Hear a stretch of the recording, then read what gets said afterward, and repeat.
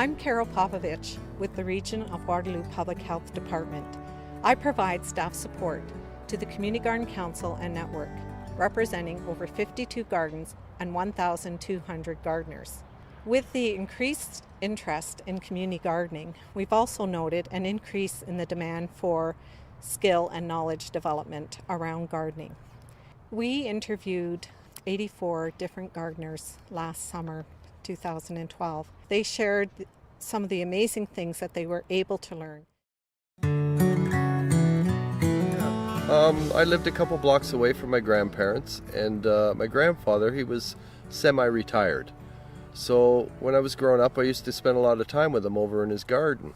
He taught me slowly how to turn the soil and put the fertilizers in, like use nothing but manure and the plant stuff, leftovers from your plants. So he started all his plants from seed and then planted them in the garden, and I learned all this from him. And then later in life, I got my own garden, and now I'm teaching my kids.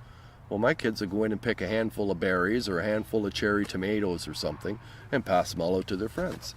And so the kids are all learning at the same time to respect where the food comes from. I grow all kinds of things, peppers and onions and garlic and tomatoes, and we make our own salsa and our own spaghetti sauces for the winter. And the people in the garden plot next to me, they're relatively new, so I'm kind of mentoring them.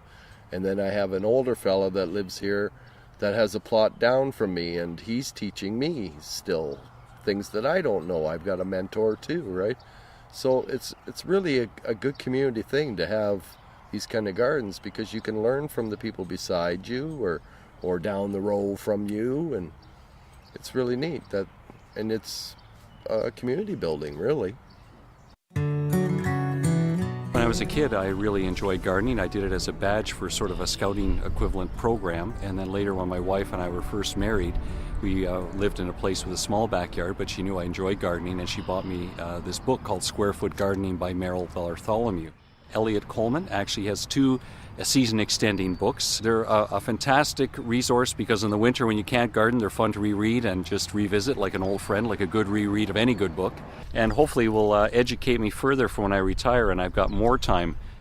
Back in Hamilton, before we moved out to this area, I had even a bigger garden, and I always wanted to encourage the guys to see where food came from, and it really got rid of their phobia for any vegetables. They ate broccoli as little kids. Nothing threw them off because they saw how it grew. They helped. But of course, being young kids, you only had so much attention span. So we go to the garden. I would make them help me on a nominal basis for at least 15 minutes, and then we'd pull the bikes out of the trunk and they could bike around the local park, and I would keep working longer, and then we'd go home. My eldest son, even though he's working in a bank right now, has also started community gardening in Waterloo. Well, it's great in the summer to come here, especially around this time of the evening.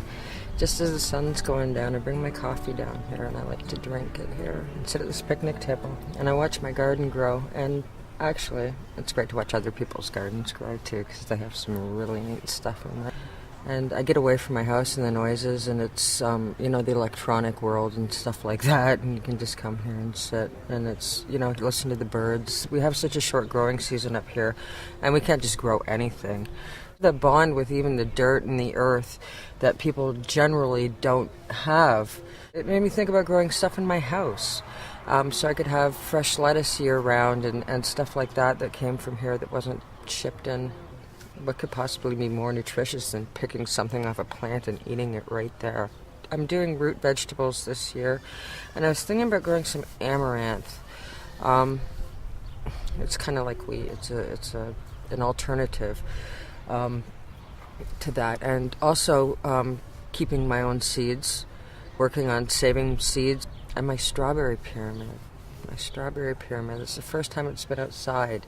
I made that pyramid in my garage. I made it in my garage from a pattern I got from the internet, and I thought it looked really neat.